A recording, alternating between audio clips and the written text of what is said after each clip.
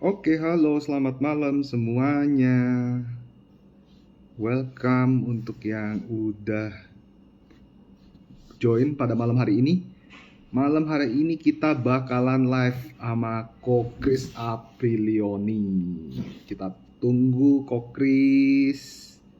Sebentar. Kokris sudah join belum ya? Aku masih mencari-cari di sini Kokris. Kita invite Kokris.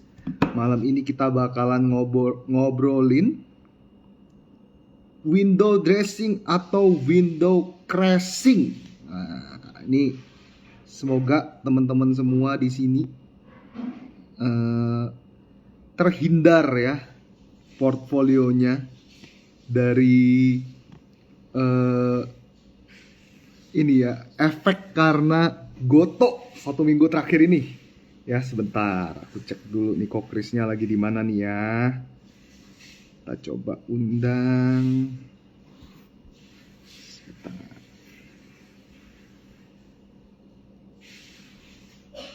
Kokris.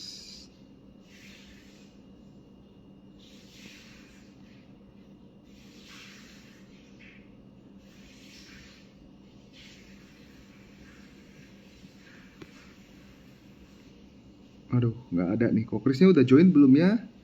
Kok saya nggak bisa invite? Tunggu ya. Sebentar.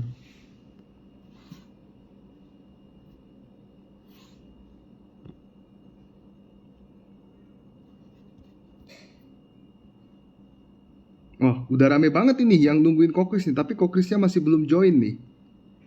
Tunggu, kita coba panggil lagi. Nah, oke. Oke, Oke, hai, malam, Kokris. Apa kabar? Apa ya kabar? malam. Baik, baik, baik. Sore ini Baik. mungkin kita pernah ngobrol-ngobrol di Clubhouse, tapi Kokris kayaknya gak kenal aku. Kita pernah ngobrol-ngobrol. Jadi aku ya jadi Banyak banget jadi kalau aku di Clubhouse jadi kita. aku harus memperkenalkan diri dulu. Namaku Kevin kok. Kita satu alma mater, CSA juga Oke, satu ya alma gitu. mater. Tapi kok Chris udah CTA, aku masih Oh, RTA. ya. Oke, waduh ini langsung kalau kok Chris join nih langsung tiba-tiba gitu ya rame gitu ya.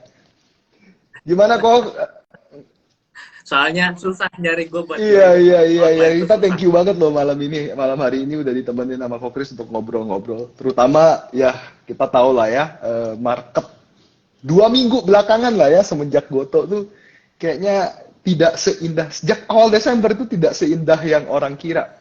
Ya, 10 tahun, I think 10 tahun terakhir kayaknya kita selalu positif ya kok ya di bulan Desember gitu ya. Satu merah, 10 positif kalau nggak salah dari 11 tahun terakhir. Dan kayaknya tahun ini agak harap-harap cemas nih kayaknya ya. Di bulan Desember ini bisa meneruskan rekor positif hijau atau tidak atau biasanya disebut Santa Claus Rally. Oke, tapi sebelum itu kita mau ingetin juga Lesti Besti Cuans malam hari ini kita bagi-bagi nih, Cuans bagi-bagi giveaway ya, giveaway seru-seruan nih yang live dan screenshot live pada malam hari ini. Kemudian teman-teman juga download aplikasi Cuans, ya kan? Habis itu screenshot juga aplikasi Cuansnya. Bisa share di IG story-nya, tag IG-nya Kokris ya, @chrisaprilioni dan @joincuans. Nanti kita bakal kasih 3 orang yang beruntung, yaitu cuans coin senilai Rp100.000 untuk 3 orang yang beruntung. Oke, wah ini apinya banyak banget nih kalau lagi live. Kok hari ini Gue nggak kelihatan ya. komennya nggak, ini di kanan nih, rame banget nih. Api 100 tuh. Oh ya. Gimana portfolio kok Chris selama bulan Desember ini? Kita ngomong portfolio dulu deh kok, secara keseluruhan deh.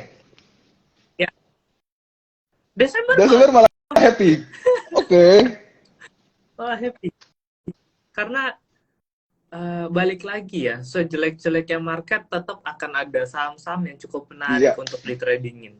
Gitu. Tinggal seberapa seberapa berani kita masuk dan seberapa eh, pede Iya. kita nge-hold sahamnya gitu. Kadang kan banyak orang lagi kayak sekarang market lagi begini, nyarinya, oh ini murah nih, Ya, oh ini ya, turunnya dalam nih gitu. Nggak bisa gitu. Kecuali ya. kalian tujuannya mau jadi investor, long term investor ya, beda gitu pemikirannya. Tapi selama kita jadi trader, ya mana yang lagi naik ya tinggal Mhm, follow the mhm, trend. mhm. Memang rada di luar kebiasaan, nggak kayak biasa kita beli yang oh rada big caps, nggak. Tapi I ya see. lumayan Jadi emang di gitu. 2 minggu terakhir ya mainnya small cap mungkin ya, mungkin ke arah micro malahan ya kok ya. Kalau aku lihat hari ini tuh malah top gainernya 1 minggu terakhir top gainernya aneh-aneh gitu. Pada BBRM, ILS. Benar. Hari ini BNBR malahan hidup. Bakri Seven kayaknya mau hidup lagi tuh gitu ya kan. Cuma biasanya yang kita nge-hold lama, jadinya ada beberapa Ah, nggak sih. bisa di-hold lama gitu. Tapi ada beberapa kayak misalnya event kayak SR aja ya, gue kan Ya, masuk dari 140 tuh, oke. sampai sekarang gue nge-hold gitu. Jadi eh, barang-barangnya rada yang benar-benar very strong uptrend sih yang di-hold Ah, I gitu. see, I see. SRAJ bisa. Oh, oh, ini udah liquid. Kayaknya dulu nggak liquid. Aku agak-agak lupa. Dulu, Iya, bener ya. Dulu dulu nggak nggak liquid liquid, ya. 60 nggak Iya, iya. liquid. Tiba-tiba dari 240 sekarang udah 725. Tapi ini Ya, mm-mm, market kan lagi di bawah nggak dari liquid, atas baru udah di rame. atas baru Bener, bener, rame. bener, bener. Berarti mencari inilah ya hidden gems ya biasanya seperti itu ya kok ya. Kalau untuk yang hold panjang gitu ya. Nah, hari Ya, ini sebenarnya hari ini tuh kayaknya kalau aku ngelihat nih ya, kayaknya market tuh cukup berekspektasi baik ya. Terutama di pagi hari itu market sempat reaksi tuh 0,4 sekian persen gitu ya. Terus tapi akhirnya kita sempat drop lagi gitu ya. Di ya. minus 0,5% ya kan. Nah, itu kayaknya disponsori oleh Goto ARB lagi nih kok. Meskipun udah sempat bangkit 95, tapi aku tadi nggak lihat closingnya berapa. Eh kalau kok Chris ngeliat nih, kayaknya kemarin habis UMA gitu kan tiba-tiba diangkat gitu ya. Bentar, coba tanyain deh, suara Enggak aku sih, putus-putus ya? clear kok di tempat aku. Enggak, Enggak clear, ya? clear. Clear Nah, ya? Berarti jaringan oh kalian oke yang oke putus. oke. Apa yang suaranya Oke, nggak putus-putus? apa-apa nih. Coba aku buka commentingnya, mungkin ada yang mau ngobrol. Oke, kan kemarin menarik nih, Goto begitu bursa keluar UMA tiba-tiba hidup, ya kan? Nah, kemudian Ya, banyak banget analisa tentang Goto. Ah, ini udah bakal rebound lah, ya kan? Ada yang ya. apa ya, bullish engulfing gitu ya, kok ya. Kalau kok Chris ngelihat sendiri, kira-kira gimana? Ya gini, Goto itu kan gini, kalau transaksinya gede banget tiap hari dengan lot yang jumlah yang sangat signifikan gedenya, itu nggak mungkin Ya, langsung turun ke harga 50. Pasti akan ada panik gitu. Nah, gue ngelihat Goto ini kan udah ya. very very oversold ya. Cuma kita tinggal lihat momentum, semua orang pasti nungguin ini kapan Goto Mm-mm. buka ARB-nya gitu. Once dia buka ARB ya pasti kenceng. Tapi masalahnya ini itu dead cat bounce atau Mm-mm. memang beneran rebound? Kan Mm-mm. pertanyaannya itu. Ya. Jadi yang perlu diperhatiin sebenarnya ya kita tinggal lihat kalau kemarin kan naiknya signifikan banget ya, satu hari naiknya 14%, Ya, ya. 14,915 lah gitu. Itu pun sempat naik ke arah kemarin. Jadi closingnya juga turun lagi kan. Nah, dengan closing yang turun kemarin walaupun mentok pas di harga 100 gitu, tapi seller waktu di 108 sampai 100 itu cukup gede gitu. Nah, kita ini kan gini, banyak orang spekulasi pasti banyak ketika yang open ARB Ya, kemarin tuh ya, banyak kayak ikutan HK. ya. Oh, lu buka ARB gitu. Nah, mungkin akan butuh waktu karena transaksinya gede banget. Waktu 1 minggu kita perlu perhatiin ini tuh bisa bertahan nggak gitu. Kalau dia karena gini, yang kemarin HK pasti ada Ya. short term trade yang ngambil oh kesempatan gue bisa spekulasi. Nah, ketika naik ini kan mereka akan Mm-mm. sell dulu nih. Nah, Goto kuat nggak nahan tekanan selnya itu? Ketika kuat nahan tekanan selnya itu dan tetap berada let's say di low-nya kemarin di area 81 dengan Ya. seller yang udah habis ya, Mm-mm. tinggal naik kan. Itu kan sellernya waktu di ARB kemarin dalam berapa belas hari belakangan kan udah hampir mungkin Ya, ya. seratusan juta lot kan gitu. 200 juta lot. Dan itu selesai tuh, udah habis kemarin dimakan semua. Nah, jadi kita tinggal lihat kekuatan sellernya itu masih gede apa enggak. Nah, karena sekarang udah ARB-nya udah dibuka, terus hari ini juga sempat ARB tapi bayarnya masih ada juga. Nah, tinggal kita perhatiin buyer sellernya kuatan mana gitu. At least kalau dia bertahan, kan biasa gini, secara teknikal kalau ada satu candle yang panjang banget, kita harus on setengahnya, tengah, sebagai area support. Oke, kita jagain aja tengahnya mana. Low 81, high 108, area tengahnya mungkin di area 90 gitu. Nah, sekarang kan closing masih 94. Ya udah tinggal jagain area support 90-nya itu. Selama dia bertahan di atas 90 dengan bayarnya masih cukup gede, ya bisa spekulasi buy. Karena walau bagaimanapun fundamental Goto nggak jelek. Malah kalau menurut Kokris malah menarik ya untuk fundamental Goto ya. Aku cukup tertarik nih karena sebenarnya aku sempat ngelihat satu artikel kalau nggak salah di salah satu majalah gitu ya. Itu ada mungkin di atas 15 sekuritas kali yang sudah menyarankan untuk bahwa Goto itu overweight dan buy gitu posisinya. Nggak, karena gini, kalau kita pandangannya jangka panjang, menarik. Karena sekarang kan udah di bawah harga PBV-nya. Lu bayangin, perusahaan sekelas Goto yang kalau kalian peer-to-peer bandingin sama startup lain yang misalnya kayak untuk nyari transportasi sama GoFood-nya, kalian pasti, gue yakin pasti lebih banyak orang pakai Goto gitu. Ya kan marketplace Topet juga enggak not bad, mungkin masih 1-2 dibandingin sama Shopee gitu ya. Nah, jadi kalau diperhatikan secara bisnisnya mereka ya cukup menarik, dan perusahaan yang dipakai dengan semua orang seperti itu dijual dengan PBV di bawah 1 saat ini gitu. Mungkin short term ya akan geraknya cukup liar, tapi kalau kita perhatiin long term nanti suku bunga mulai turun, ya harga akan terapresiasi pada harga yang semestinya. Check money lagi. Gitu. Kalau orang cukup artinya analisanya di sini kita ngelihatnya bisa jadi ini tekanan ini juga terjadi karena impact dari kacamata ekonomi makro juga ya Ko ya. Suku bunga yang tadi meningkat gitu ya, dari sisi investor pun mungkin udah tighten, investor-investor Goto terutama udah mulai tighten the money, salah satunya SoftBank ya Ko ya berarti ya. Tapi mungkin kalau gimana Ko? Sama yang startup itu kan tujuannya adalah gue build dari awal, lalu gue akan jual ketika di atas, ketika dia bisa atau gue bisa sell ke tempat lain. Konsep startup awal itu seperti itu. Nah, startup yang bisa bertahan ketika investornya itu mulai sell dan tetap masih ada pengendali baru yang percaya sama bisnisnya dan kuat ketika menahan sellernya itu, ya dia akan menjadi startup yang berhasil ke depannya. Gitu. Itu memang proses sekarang ini proses yang harus dilalui oleh semua startup yang ada. Gitu.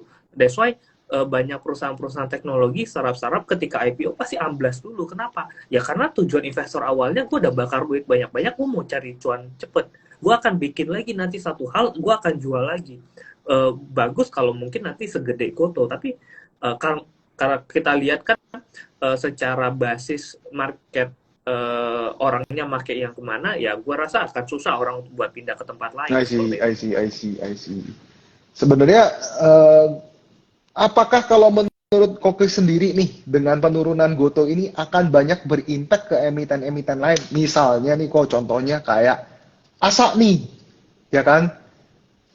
Asa itu kan juga salah satu afiliasi lah ya, atau partner dengan Goto. Kalau Kokris ngeliat, apakah memang, kan kita tahu Asa nih di 2021 itu juga sempat nyentuh di angka 4 ribuan lah ya, hampir 4 ribu waktu itu 3.980 kalau nggak salah ingat.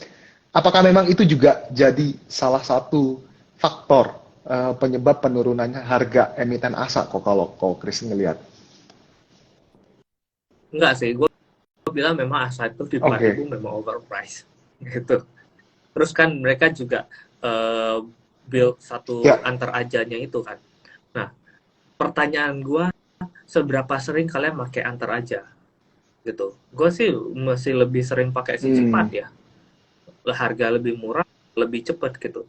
Nah, makanya konsep bisnisnya dulu yang kita perlu perhatiin. Jadi mereka ketika lagi hype Ya, suatu tren digitalan kemudian lagi hype, ya semuanya akan pasti berdampak positif. Sama lah kayak sekarang harga batu bara. Lu mau kayak lihat SMMT juga naiknya ya, tinggi juga kan kemarin-kemarin gitu. Mau perusahaan kecil pun ya banyak perusahaan yang tinggi. Masalahnya sustain nggak kenaikannya gitu. Dan ketika turun, nanti ketika tren batu bara udah mulai turun, nah kelihatan yang cuma ngikut-ngikut tren doang, nggak ada fundamental yang kuat, nggak ada bisnis di topang bisnis yang kuat, ya pasti akan turun paling dalam gitu. Perusahaan yang even perusahaan yang punya fundamental kuat, punya bisnis yang kuat pasti akan turun gitu. Karena ya ya. hype-nya udah mulai lewat. Cuma turunnya itu akan lebih terbatas dibandingin perusahaan-perusahaan yang nggak cuma ikut-ikutan trennya doang kayak gitu. Nah, Asa menurut gua kemarin seperti itu I see, I see. gitu.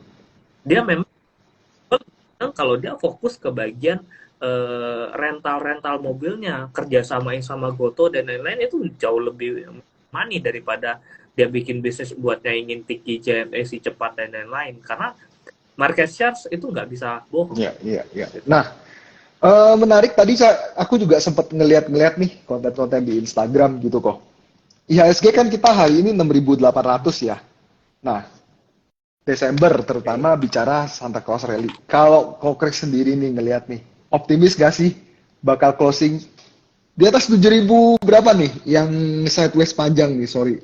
7.100-an lah kayaknya sampai akhir. Optimis gak kok? Dengan sisa waktu yang masih ada sekitar 11 hari trading, 12 hari trading, area 7.000 masih 7.000 masih memungkinkan. mungkin. Karena menurut ya LQ45 kita memang banking udah berada pada di area-area atas, tapi at least banking nggak drop cukup dalam, mulai bertahan di area sekarang. Nah, yang murah itu ya banyak LQ45 yang sekarang ini di harga bawah. Nah, gua ngarepin di akhir bulan nanti yang harga-harga bawah itu mulai disupport buat naik ke atas, jadi bisa ngerek indeksnya cukup naik. Dan ya at least gotonya Udah harapannya nggak udah RB mulai ARB stop, nggak lagi RB ya. RB Oh lagi iya gitu. sih, I see, I see.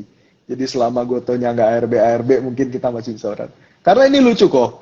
Eh bisa dibilang indeks kita rupanya dalam dalam 1 tahun terakhir itu naiknya YTD-nya cuma 3,72% kalau aku nggak salah inget.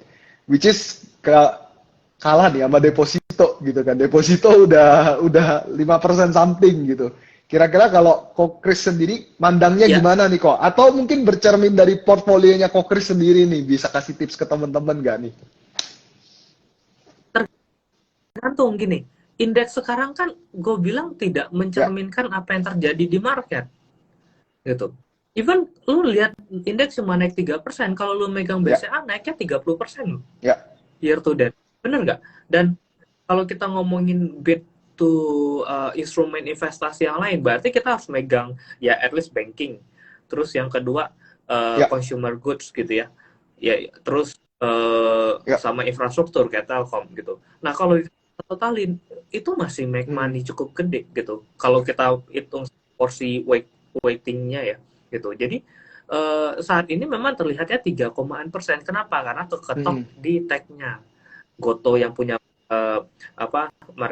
market capital sangat gede anjlok, terus Bukalapaknya juga kemarin anjlok, terus ya emiten-emiten yang lain anjlok gitu. Jadi kelihatannya memang ISG kita nggak kemana-mana. Tapi kalau kita compare sama let's say MSCI emerging market yang di Amerika, mereka downtrend Ya, dari ya, akhir ya. tahun lalu. Gitu. Jadi even kalau kita lihat indeks kita masih cenderung I sideways nih, see. belum downtrend gitu. Jadi gue bilang indeks kita masih cukup bagus itu udah ditambah sama Goto. Kalau kita keluarin Goto, indeks lah gue yakin sekarang 73 Iya, 74 iya, kali iya. ya. Kalau nggak ada tag Kalau ya di kok luar ya. tag. Iya, iya. Iya, Tapi di satu sisi sebenarnya 2021 yang ngangkat indeks juga tag sih ya kok ya. Jadi agak-agak ini juga ya. benar. Tapi kan 2021 itu memang ngangkatin indeks. Cuma masalahnya market I see. capitalnya nggak gede gitu. Jadi walaupun mereka naiknya signifikan, itu pun dengan sangat susah payah indeks naik Ya, gara-gara teknologi gitu. Itu nggak perlu berdampak segede Goto yang turun sekarang gitu. Kalau gue lebih senang kalau Gotonya udah IPO, udah enak banget kan waktu itu apa masa-masa hype-nya tech gitu. Tapi IPO-nya perusahaan-perusahaan gede tech itu setelah hype-nya lewat. Nah, itu yang jadi kenaikannya jadi nggak kelihatan. I see. Gitu. Oke. Nah, kok mungkin masih sedikit ngebahas tentang tech nih, terutama digital bank. Kayaknya agak menarik ya. Digital bank itu sektor yang 1-2 tahun yang lalu itu jadi salah satu sektor pilihan ataupun sektor primadona. Tapi di tahun ini dengan eh, mungkin bukan cuma digital bank tapi bank-bank mini lah ya, bank-bank mini spesifik ke bank mini dengan atau corporate action yang sama gitu seperti right issue gitu ya, penambahan modal. Contohnya kemarin ada Amar, kemudian ada BBYB. Itu tetap tidak bisa meningkatkan gairah dari investor-investor baru. Kalau menurut pandangan Kokris itu kira-kira kenapa sih kok sebenarnya? Apa? What happened gitu? Karena zaman dulu mereka reissue Oke. udah ada standby buyer-nya gitu. Even kalaupun nggak ada standby buyer, mereka berani reissue di harga yang sangat murah. Jauh. Kayak kalau kita lihat kan apa Arto dari harga 10.000 waktu itu dia reissue di Ya, 1.800. Jauh mereka nggak harga begitu. Terus apalagi Agro waktu itu ya karena dia ya. belakangnya basisnya Bank BRI-nya gitu.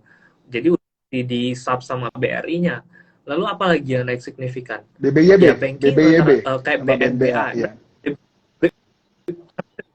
Itu Ya, yang pertamanya.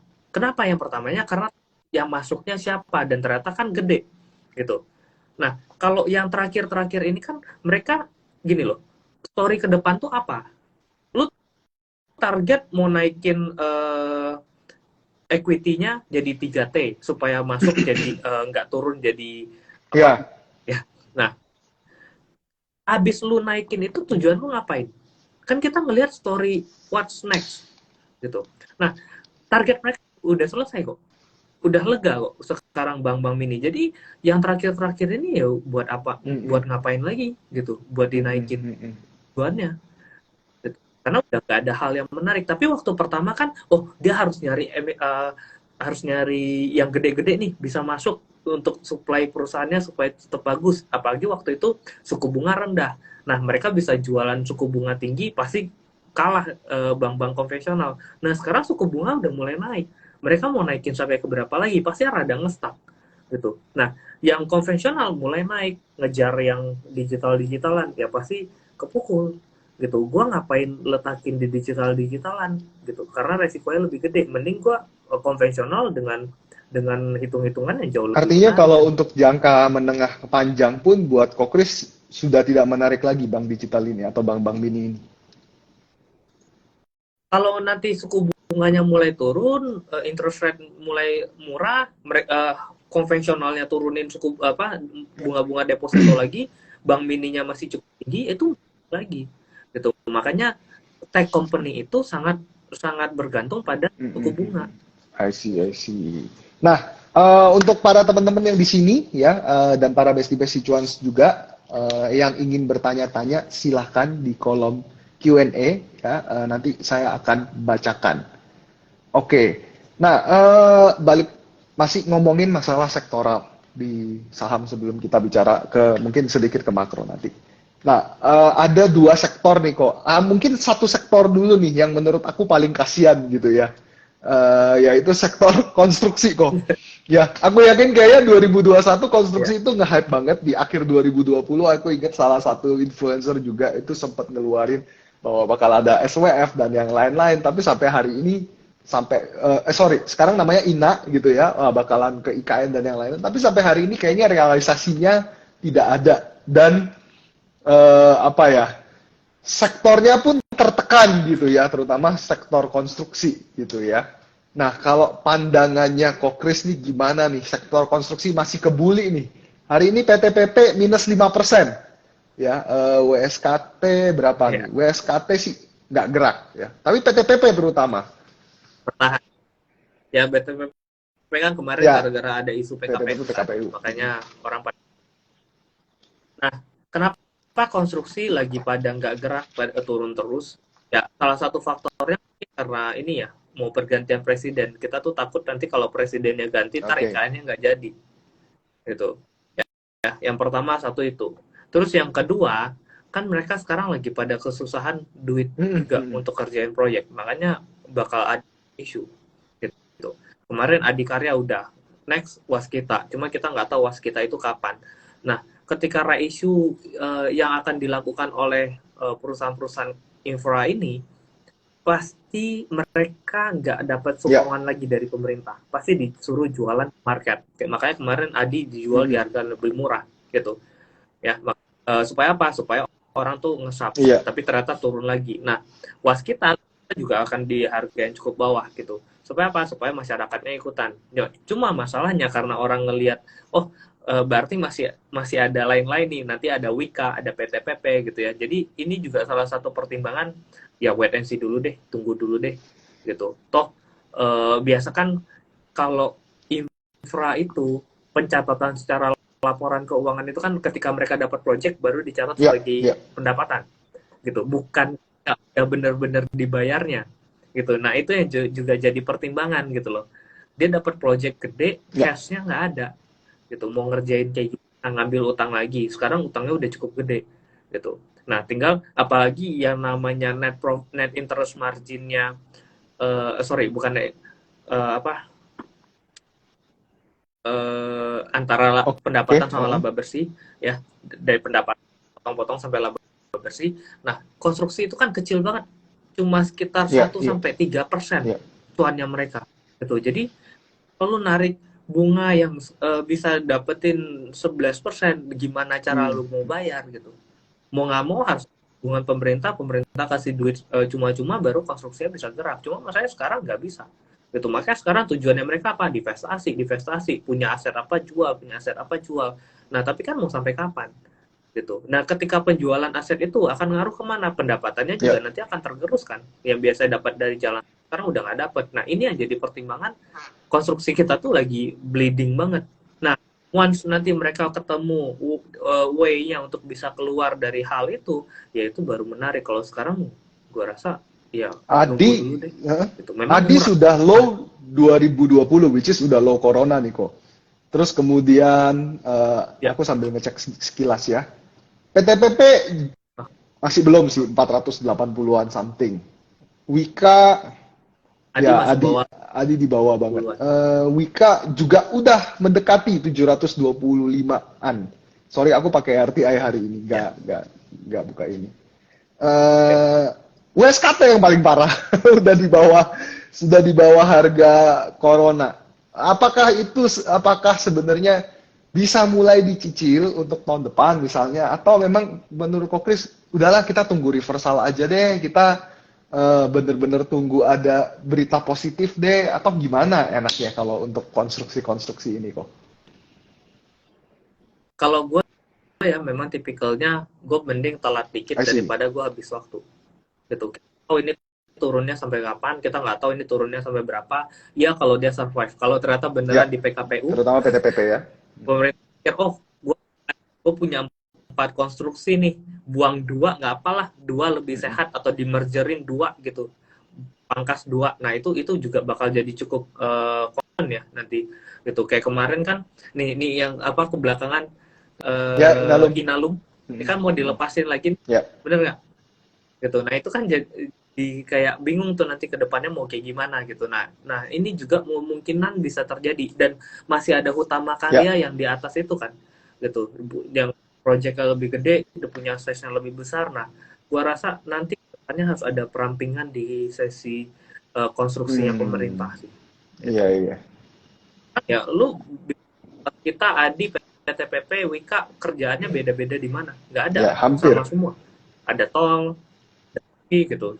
Paling anak-anak usahanya ada yang gedung gitu, tapi tetap aja gitu. Ada beberapa yang lain juga ada gedung juga gitu. Jadi ini juga nanti akan jadi pertimbangan. Gua rasa pasti akan ada rombakan gede-gede di konstruksi baru bisa. Mungkin jadi super holding lagi ya kan, kayaknya kita akhir-akhir ini ngelihat Pak Erick Thohir suka tuh merger-mergerin kayak IPCC, IPCM kemarin kan udah mulai tuh ya kan. Kemudian BRI kalau aku nggak salah juga mau jadi, kan udah jadi super holding juga kemarin dengan right issue in brand asset dan yang lain-lain. Oke, kita sambil jawabin pertanyaan-pertanyaan seputar saham ini juga nih kok. Ini tadi saya ada satu yang menarik tapi nggak ada di kolom Q&A. Teman-teman kalau yang mau nanya silakan di kolom Q&A ya.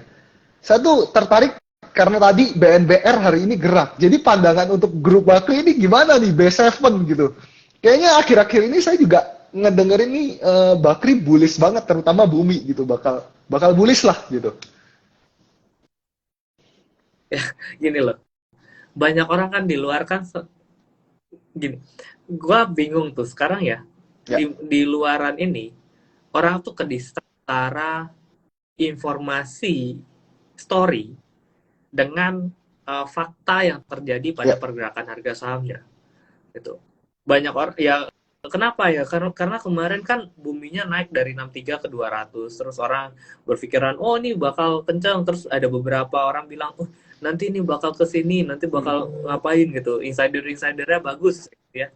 Ya ini kan tertanam pada semua orang, jadi orang tuh nunggu. Nah kalau diperhatiin bumi deh kemarin ya ya. bolak-balik tuh harga 168 sampai 190, tektok di situ masih dapat duit gitu.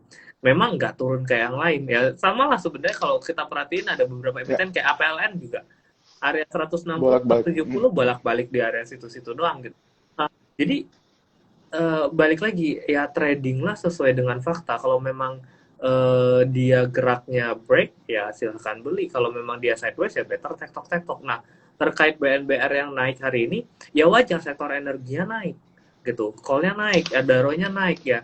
Orang kan sekarang bingung, gue mau beli apaan? Booming nggak kemana-mana sekarang, 175 mentok di situ-situ toh gitu. BRMS juga nggak kemana-mana, ya udah deh BNBR deh gitu. Nah ini juga kalau ya sebenarnya secara volatilitasnya semakin mengerucut ya, semakin kecil gitu. Ya tinggal kita lihat dia mau break ke atas atau mau break Mungkin ke bawah. juga market cap Bumi bisa jadi satu konsiderasi ya, bahwa sekarang market cap-nya udah 65T ya, Koy ya. Beda dengan beberapa teman-teman yang lainnya gitu ya. Mungkin market cap-nya masih ada yang di bawah 20T. Jadi pergerakannya kayak BNBR masih 1T malahan gitu ya, Koy ya. BRM, Ya cuma kan bingung mungkin pendapatan iya. yang mana kan gitu. Lebih cuan ke holdingnya Iya. gitu. Oke. Kita jawabin lagi nih beberapa pertanyaan. Ini tadi udah view Bumi BRMS, sudah. Kemudian, nah, nikel nih kok. 2023 setelah kemarin sebenarnya Indonesia sempat kalah ya kita ya di WTO ya. Ya. Kemudian, tapi Pak Jokowi juga sempat tetap kekeh gitu ya, kayaknya nih pajaknya mau digedein nih untuk nikel-nikelan nih gitu kan. Nah, apakah Ya. 2023 bisa menjadi hal yang menarik gitu, sektor yang menarik, terutama termas nikel kan juga dianggap green energy ya, terutama nanti untuk baterainya, gimana kok? Ya kalau kalian mau ngumpulin dari sekarang menarik, karena nikel menurut gue masa depan sangat cerah gitu, karena semua yang nama ESG, battery dan lain-lain itu pasti butuh nikel gitu. Saat ini yang baik penghantar dayanya itu nikel. Nah, dan gua rasa juga kalau secara mining ya, untuk yang lain kayaknya masih belum ada gitu. Even ya mungkin gak kalian jadi nuklir sekalian langsung lompat kayak gitu. Cuma gua rasa untuk bisa menghandle nuklir itu nggak segampang itu gitu, karena banyak radiasi yang dihasilkan dan itu nggak bisa ditahan gitu. Jadi kemungkinan besar nikel akan tetap dipakai untuk masa depan. Nah, masalah gerak apa enggaknya 2023 ini rada susah nih gitu. Karena gua rasa infrastrukturnya kita masih cukup lama untuk bisa benar-benar support uh, elektriknya itu gitu. Gua rasa batu bara saat ini masih akan cenderung dipakai mungkin sampai 3 atau 4 tahun ke depan.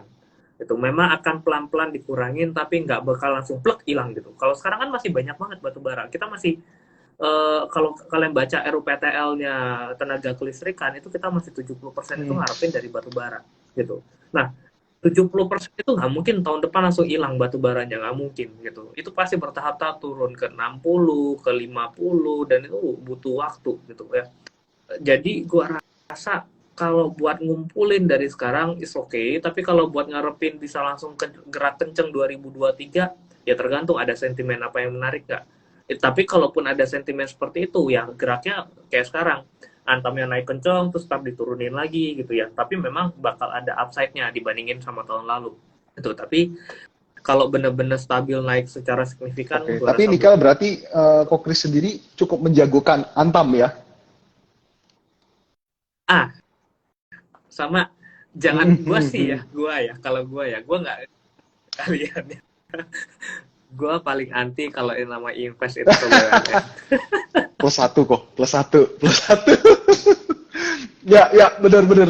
Kalau ini Jadi pandangan pribadi jadi ya kok ya, kita gua pandangan pribadi ya. kalau Mm. ya kalau gua sih gitu, tapi kalau kalian tetap percaya Ya, ya ya, ya, silahkan. ya. Cari kalau memang ada yang swasta, kenapa nggak yang swasta gitu ya kok ya? Iya, iya, iya, iya. Karena dengan kita sama Amerika, Amerika nggak ada Mm-mm. BUMN gitu. That's why kinerja mereka bagus karena ya who's on the company bakal gerakin sebisa mungkin buat make profit segede mungkin kan karena mereka yang punya gitu. Kalau BUMN kan ya gue sebagai direksi gue Mm-mm. bukan yang punya. Jadi makanya kalau lihat kan banyak BUMN BUMN yang ya kalau kebetulan dapatnya yang bagus bersyukur gitu. Tapi kan kita nggak bisa ngarepin semua orang bagus dan itu pasti akan di rolling kan. Nanti pemerintahnya naik, minta dong ini dong gitu. Ya kayak sekarang kan tambang ada satu tambang di Indonesia cuma ada satu-satunya gitu. Yang megang BUMN tapi sampai hari ini susah Mm-mm. banget buat Mm-mm. cari profit kan Even gitu. Padahal ya even nggak PLN, Pertamina itu masih suffering ya kok ya. Ya, benar ya. cuan Bah, gitu loh. Tapi susah banget nah yang perlu konstruksi diperhatiin gitu loh. That's why gue konstruksi nggak pernah mau terutama konstruksi long itu term di juga kayaknya kalau BUMN yang paling menarik di Indonesia cuma banking kalau in my view juga ya kok ya, my personal view ya. karena banking itu Ya, penjaganya banyak gitu dan eh, dipakai untuk semua orang dan orang tuh pasti kelihatan kalau banking tapi kalau sektor-sektor kayak mining begini kan nggak ya, semua orang ya. akan pakai jadi pasti persentasenya turun Exactly, gitu exactly. dan nggak terbuka ya lu nggak kalau banking kan lu bisa lihat semua cabangnya Ya, di mana kan kelihatan kalau di sini kan cuma satu nah, itu tambang di dalam ini ya, lagi ya, dalam ya. pelosok lagi. Jadi kurang banyak mata yang memperhatikan dan kurang banyak kebutuhan oleh masyarakat sekitar secara langsung ya kok ya. Impact-nya kurang kurang dirasain ya. Impact Oke. mungkin dirasain masalahnya seberapa Hmm. seberapa gede gitu karena tambang itu kan Hmm. hitungannya gede banget nah lu keluar kan buat masyarakatnya Hmm. mereka udah Hmm. bahagia kok 30% lu kemanain ya nggak Ya, kelihatan ya, gitu loh. ya. I see, I see. Masih bicara tadi beberapa sektor yang menarik, terutama tadi kita sempat ngomongin banking. Sekarang multi finance nih kok, ya kan? Kayaknya multi finance juga bisa dikatakan jadi salah satu leading indikator malah. Kalau in my view juga ya kok ya, Ya karena 2020 kita inget banget tuh penjualan mobil tuh suffernya minta ampun gitu ya, sampai balik ke titik zero kayaknya tuh. Nah kalau ngelihat potensi 2023 yang mungkin dikatakan oleh beberapa ekonom bakalan mungkin the Fed bakalan lebih dovish apabila inflasi tertahan gitu ya, tidak meningkat lagi gitu. Kalau untuk multi finance pandangannya gimana kok? multi finance kok menarik sih Menarik. tahun depan karena ya Mm-mm. ekonomi mulai recovery orang-orang pasti bakal gitu nah cuma make sure cari multi finance yang covernya itu lebih ke barang-barang kayak motor ya bukan mobil ya motor justru karena motor Ya. penjualannya kan di Indonesia banyak banget gitu dan saya tuh nggak peduli mikirin Hmm. bunga gitu lu mau bunga Cicilan. berapa yang penting Iya. cicil tiap bulannya masuk gitu jadi nah palingnya nanti konsep-konsep multi finance-nya bakal banyak yang berubah gitu jadi lu leasing di sana otomatis nanti dari cicilan dari kan sekarang kan udah kalau Ya. insurance kan udah normal ya tapi dari ke depan bakal bakal ada rombakan gede-gede tuh di multi finance dari secara penjualannya mereka. Jadi di sana sini tapi kelihatannya mah rada naik dikit, tapi sebenarnya orang-orang jadi ada nilai positif nih, gue cicil di sini menarik nih gitu. Nah itu juga menarik sih multi finance, apalagi ya kalau motor Nah, kan ada baru mau motor nanya, listrik motor ya listriknya gitu. gimana nih, emiten-emitennya juga nih kok. Itu juga pasti akan cukup menarik karena ya pemakaian listrik mereka juga lebih murah gitu ya daripada ngisi bensin. Cuma kalau motor nggak terlalu berasa, lebih ke berasa mobil kali ya gitu. Tapi tetap aja yang namanya motor, gua rasa ke depan pasti akan cukup rame. Sekarang kan yang lagi hype kan mobil listrik. Kenapa? Karena middle up gitu. Middle low masih belum ngerti ini tentang listrik-listrikan. Nanti ketika udah mulai booming, nah itu pasti bakal semuanya ganti. Apalagi motor nggak murah kan, nggak mahal itu gua rasa bakal cukup rame nanti. Nah makanya cari leasingnya itu ke yang Masih. motor. Untuk emiten motor listrik sendiri, apa memang udah masih bisa dicari, masih bisa trend following, atau memang, ini kayaknya udah kemahalan semua nih, udah jalan semua gitu, udah diapresiasi duluan nih kok. Gua nggak ngelihat ada satu emiten yang benar-benar concern terhadap motor Oke. listriknya sih Sliss enggak ya kok ya? gitu. Sliss kayaknya bukannya Jadi motor listrik ya? ya dia kan motor listrik, cuma kan masalahnya secara I valuasinya masih see. nggak menarik kan, masih mahal banget gitu. Terus juga ya dia kan sebenarnya ganti bisnis kan. Dulu kan ya dulu Hmm, kayak hmm, sepeda hmm. listrik ya Swiss itu kalau nggak salah, lah jadi motor gitu. Nah, eh, gue sih kalau perusahaan-perusahaan baru IPO rada masih rada riskan ya karena masih belum I see. terbukti gitu.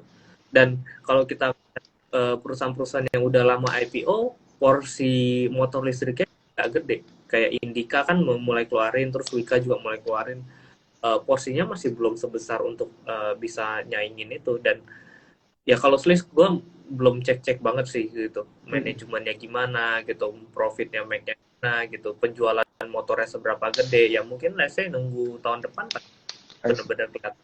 Terus sekarang masalahnya Hmm, motor hmm, listrik tuh hmm. belum booming gitu, penjualannya belum ada Hmm, hmm, hmm, kali hmm. gitu. Yang pakai motor lihat di jalan kayak lebih banyak mobil deh walaupun Iya, motornya iya, murah. iya, iya. Tapi beberapa kali sih ini pengalaman pribadi kalau ngobrol sama abang-abang Gojek yang pakai motor listrik, mereka happy sih kok. Makanya saya juga agak-agak tertarik nih sama sektor motor listrik nih terutama nih. VR gitu kayaknya di jalan. Tapi gue lebih Kalau bisa seneng leasingnya leasingnya malahan ya. Iya, iya. karena Mm-mm. kalau motor kan terbatas, mereknya tetap lu bisa produksi seberapa banyak sih, dan gua rasa mereka juga impor doang kan, belum ada yang benar-benar Ya, ya, produksi ya. lokal gitu. Paling maksudnya produksi lokal Mm-mm. itu bikin sendiri ya gitu. Paling kan mereka kirim dari luar terus mereka rakit di sini jual gitu kan, belum ada yang benar-benar bikin gitu. Jadi produksi juga pembelian pasti juga nggak bakal terlalu banyak gitu buat masukin karena kan pasti Ya. tes market dulu. Nah gue lebih senang ke leasingnya karena leasingnya bisa masuk ke semua brand kan, lu bisa masuk Mm-mm. ke satu leasing gitu loh. Apalagi kalau leasingnya udah terkenal, oh dia kebiasaan megang motor dan lancar dan lain-lain, cukup bagus bunganya, rate-nya I oke, see, sih I see. menarik. Jadi memang fokus ke leasing karena mungkin masih blue ocean lah ya, leasingnya lah ya untuk motor gitu ya, dibandingin motornya ada Indica, ada Wika kalau nggak salah ya, Wika apa Adi ya, aku Toba, Ada ya Volta, Volta kan, Volta ya atau apa ya, MCAS, MCAS. MCAS, kemudian ada Sliss, jadi emang banyak banget ya merek-mereknya nih ya kok ya. Iya, Bagi-bagi bagi-bagi marketnya. gitu loh. Oke, oke. Oke, ini kita ingetin lagi nih buat teman-teman sama Besti-Besti Cuans yang malam hari ini nonton kita ya. Kita bakal bagi-bagi giveaway ya. Berupa cuans koin 100.000 untuk 3 orang yang beruntung. Cara gampang screenshot Instagram live kita pada malam hari ini, sama jangan lupa juga screenshot profil Join Cuans kalian ya. Jadi kalian tinggal download tuh aplikasinya Join Cuans, gampang, bisa lihat link di profil kita nanti. Oh, wah, Wika Gesits tuh namanya. Oke, ini banyak banget yang nanya. Oke, Windrush untuk akhir akhir tahun. Nah, tadi kan kita sebenarnya udah bahas nih. Kalau kita ngeliat di 11 hari trading terakhir ini, 11-12 hari trading terakhir ini, kira-kira sektor apa yang menurut Ko Chris Kokris jagokan at least untuk 2 minggu ke depan aja? Ya. 2 minggu ke depan ya. Gue sih karena following ya gue tinggal lihat banking masih cukup menarik, consumer goods masih cukup menarik, dua sektor Banking ini kok dengan tekanan jual dari asing menurut Kokris juga masih menarik ya kok? masih trennya masih cukup bagus. Tekanan jual belakangan udah nggak bikin new low lagi, bertahan Oh, gitu. Masih oke, cukup jadi oke kok mestinya. Karena jangan sampai banyak orang tahun lalu kan berpikiran beberapa tahun lalu tuh ya ya, Unilever ya. nih murah nih gitu kan. Bahkan pricingnya malah nggak jadi gitu. Makanya gue paling anti kalau beli saham ini lagi turun nih, window dressing nih ngarepin naik gak bisa gitu. Lu better ya lagi naik mana udah ikutin karena flow-nya masih di Hmm. situ. Properti nggak menarik kok. Dan bagus malah kalau jual Hmm. asing jual banyak di banking tapi Ah, harganya bertahan. iya, iya, Why not? iya. Ada yang buy. Iya, iya, iya, setuju, setuju. Ini BBCA masih terpantau sideways, sorry, Eh, saya salah lihat. Gara-gara ngomong Unilever, saya jadi bukanya Unilever tadi. Ya, BBCA masih belum membentuk lower low ya, kok ya. Berhasil buat swing ya kemarin ya. Artinya kalau dari kacamata Kokri sendiri cukup menarik ya. Tetap jaga Betul. resiko aja nih di sekitar 8.300-an. Oke. Betul. At least sekarang udah koreksi kan kita jaga low-nya nggak Mm, mm, terlalu mm, mm, dalam. mm, mm. Nah, ini ada yang nanya nih, mungkin sambil belajar juga nih kok. Nah, saya juga pengen belajar lagi, pengen belajar balik lagi. Hold saham untuk hold saham, terutama yang trend following. Mungkin mungkin kalau aku bisa perjelas lagi lebih ke arah nge-hold dan exit. Biasanya kalau lagi trend following tuh kayaknya susahnya di situ tuh kok. Nah, indikator exitnya apalagi nih kok. Biasanya tuh yang aku tangkap nih ya, banyak teman-teman tuh kalau udah all time high, naik terus, itu kan FOMO tuh di market tuh. Wah, pengen beli, ya kan? Buy on breakout all time high gitu. Nah, kan itu memang bener nih trend following nih ya kan, karena bikin higher high nih. Ya, Tapi exitnya tuh gimana? Atau nge-hold sampai kita exit tuh gimana kok pandangannya kok? oke. Itu di sama Mm-mm. dari trend. Ya, kalau yang following biasanya main di medium Mm-mm. terms dan di long terms gitu. Gua nggak tahu deh medium terms kalian itu berpikiran seperti apa, long termsnya kalian tuh Mm-mm. jauhnya seperti apa gitu. Kalau gua medium terms itu range-nya 1 sampai 3 bulan, di atas 3 bulan Oke. itu udah masuk ke long gitu.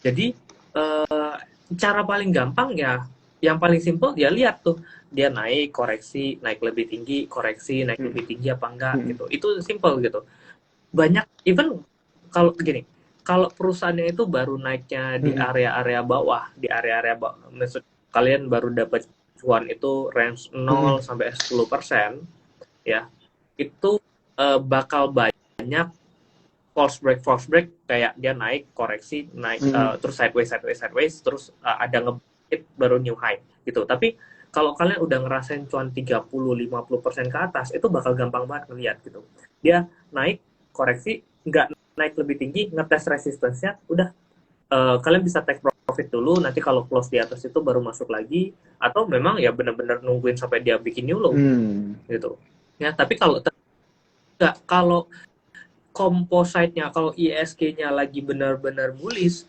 mungkin kita bisa Mm-mm. rada tolerance gitu. Tapi kalau marketnya lagi kayak sekarang, gue biasa batasin. Oke, dia ngetes resistance 3 kali, gue take profit dulu. Kalau dia Oke. nggak bisa break, gitu. Kalau dia close di atas itu, gue baru masuk lagi, Mm. gitu. Karena kalau nggak, ya untuk sideways kan lebih gede saat ini dibandingin nyari Ya. emiten-emiten yang naik gitu. Ya kalau kebetulan atau kalau kalian lihat anak-anak grup gua tuh kayaknya lebih banyak karena kan di tempat gua tuh ada tabel yang kasih Mm-mm. rekomendasi gitu ya. Nah, tabel gua pangkatnya gitu. Jadi mana yang menurut gua tuh masih sangat cukup bagus. NICL itu punya nilai tertinggi gitu. Dan gua selalu bilang ke nasabah gua, kalian itu harus megang yang pangkat tinggi itu harus ada di Porto karena itu Mm-mm. strikernya gitu. Nah, tempat kemarin kan di 125 berkali-kali ngetes Ya. resistance nggak bisa tembus. Nah ada dua opsi bisa dulu gitu. Oh ternyata dia close setelah itu tanggal 8 Desember dia close di satu satu Ya. 130 ya tinggal masuk lagi gitu. Karena gue takutnya ntar jatuhnya kayak APLN 170 kan berapa kali tuh nggak bisa di break kan, ya gitu. Toh ternyata sekarang masih sideways ya udah nggak apa mau tektok boleh, tapi kalau di hold kan nggak dapet duit gitu. Tapi kalau ini jagain aja, ini kan naiknya udah signifikan dari area 134 ke 30% gitu. Ya ini kelihatan, ini banget nanti ngeliat ya dia naik, ngetes resistance, koreksi, dia naik gak bikin new high, bisa exit dulu, atau dia benar-benar patah tren bikin new low, udah itu apa-apa. Nah, biasanya nih kan yang terjadi gini kok.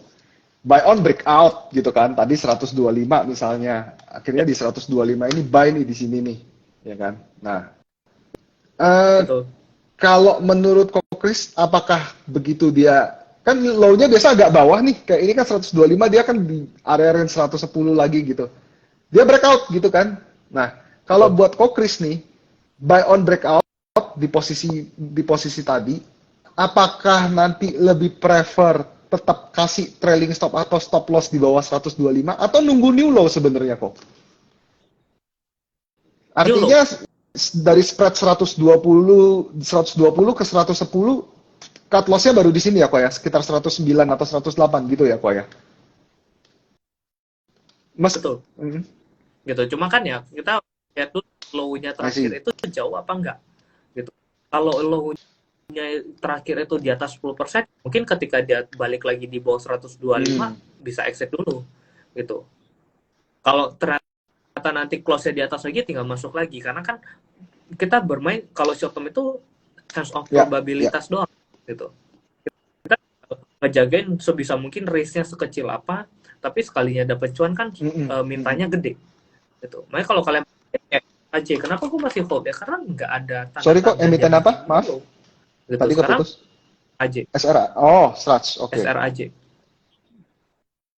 Kalau kalian lihat nggak ada bikin new low sama sekali, memang secara short term sideways, tapi kalau diperhatiin close-nya naik loh, gitu kan?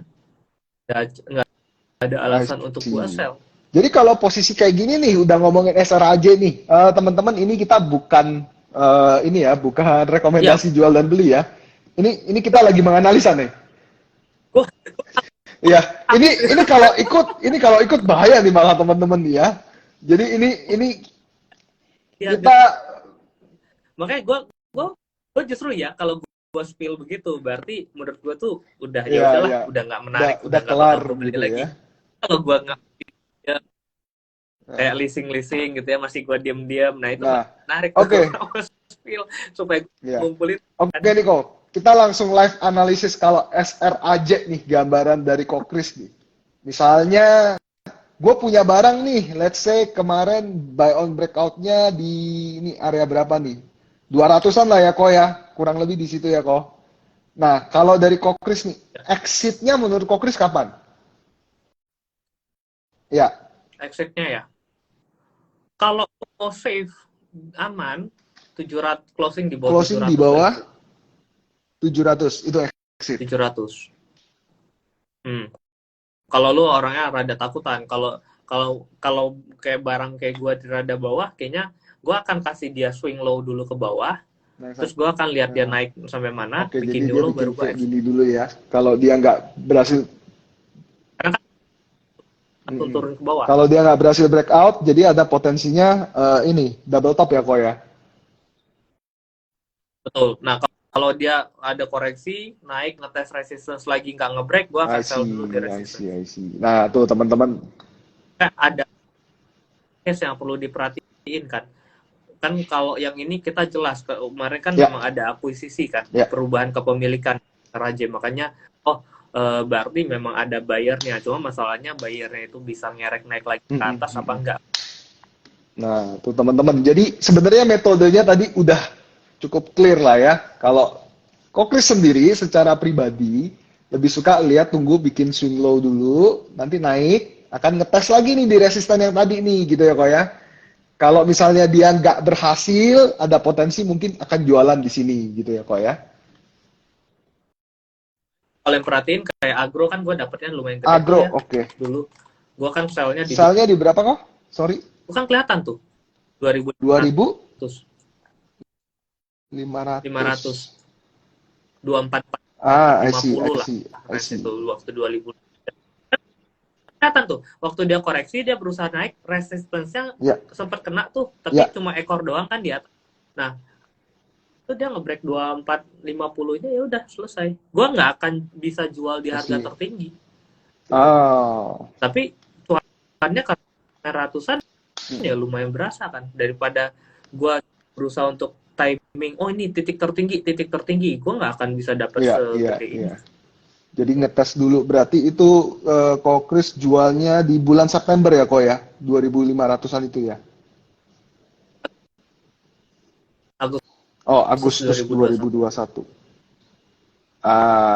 Oh, oke, oke, oke, di sini ya. Di, oke. Ini Agustus dia sempat di 2.600 something di situ ya, kok ya jualannya ya berarti ya. Oke, oke. Range itu. Kok kita jawab satu pertanyaan lagi? Ya. Hmm, Oke. sektor properti nih tadi sebenarnya ada beberapa juga yang nanya kayak BSDE dan yang lain-lain, Kak.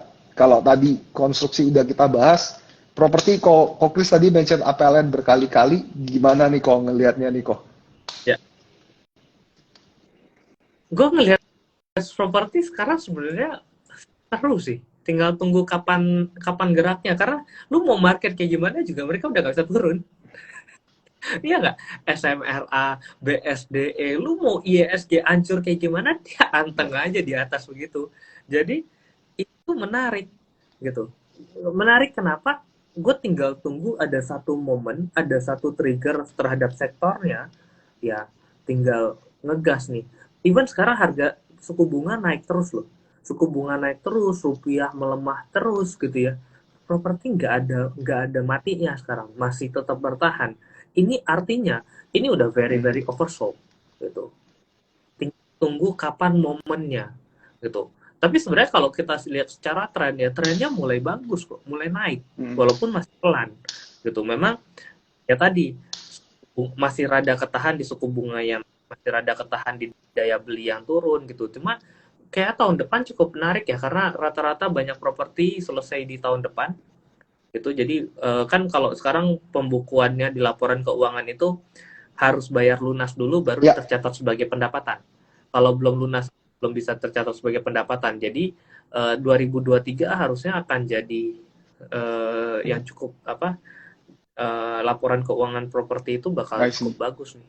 Gitu. Karena penjualan 2021 2022 ini Jagoannya lumayan. Ko Chris nih kalau untuk properti secara fundamental satu sama secara teknikal saat ini.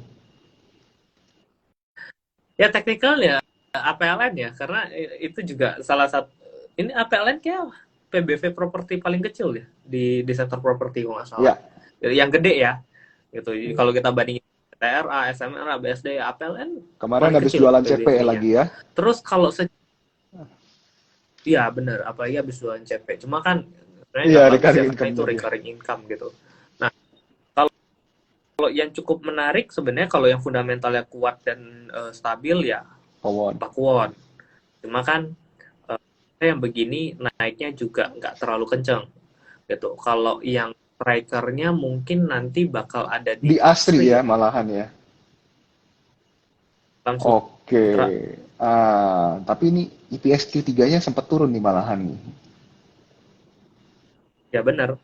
Ya harus begitu. Kalau nggak begitu harga sahamnya paling PBV-nya nggak juga dapat murah nih, murahan. 0,3 sama kayak APLN. 0,3 juga. Benar.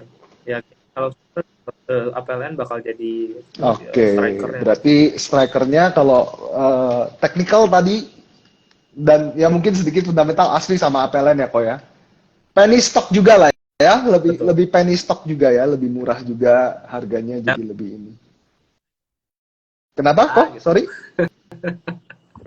Kalau dari seratusan kan naik ke tiga Iya, ratus iya. empat ratus nggak Dan sama. G-nya enak gitu ya. Ini ada yang mention Demas juga.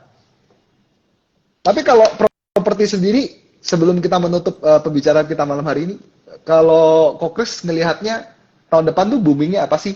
Residensial, komersial, atau industrial kalau menurut Kokris?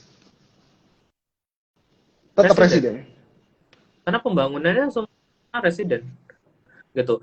Soalnya sekarang udah Ya, mulai perubahan generasi kan. Generasi ini mulai berubah. Yang orang tua itu udah mulai pensiun, terus mulai digantiin ke anak-anaknya. Nah, anak-anaknya ini punya satu pride sendiri, gue harus punya rumah sendiri. Nah, ketika generasi berubah ini ya akan ada booming lagi di properti. Kan properti terakhir booming itu kan ya. 2012 ya, 2011 2012. Kan udah sekitar 10 tahun. Nah, 10 tahun itu ya menurutku 10 sampai 15 memang ada perubahan generasi. Dari orang yang kalau kita lihat 10 tahun ya kayak zaman gue lulus kuliah umur 20 tahun, umur 30-an itu kan ya at least mulai nyicil Ya, rumah, exactly. mulai nyari rumah gitu. Pasti dan siklusnya mulai kelihatan gitu. Makanya pembangunan gede Ya, ya. banyak kan belakangan. I see. Berarti tetap residensial ya. Kok Chris, thank you banget nih. Malam hari ini udah nemenin kita ngobrol-ngobrol, udah kasih insight-insight juga. Ya, sebenarnya masih banyak yang pengen diobrolin, tapi melihat waktu juga kita nggak mau ganggu waktu istirahatnya kok Chris. Ya, thank you sekali lagi kok atas insight-insightnya. Semoga Ya, teman-teman di sini juga bisa tercerahkan. Ingat yang tadi kita ucapin ya, yang sempat difilter sama Instagram ya, pas Kokris ngomong emitennya tit gitu kan, tit gitu, ya kan.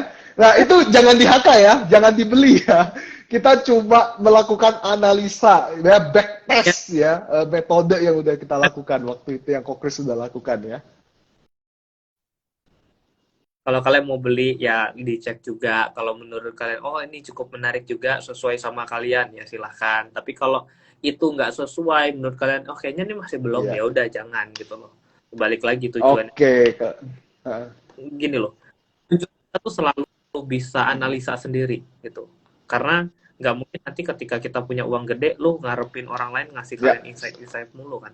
Harus setuju. kalian bisa milih Setuju, gitu. setuju. Jadi keep learning ya teman-teman ya. Ya sekarang informasi udah gampang banget didapat. Teman-teman juga bisa belajar sama Kokris ya, dari Instagramnya Kokris. Bisa juga download Join Cuans ya untuk ngelihat banyak banget literasi-literasi yang ada di situ. Oke, malam ini kita pamit mundur diri dulu. Thank you sekali lagi Kokris atas waktu yang diberikan. Thank you juga untuk para teman-teman dan bestie-bestie cuans yang nonton pada malam hari ini. Selamat beristirahat semuanya. Selamat malam. Thank you, Ko. Thank you. Bye bye.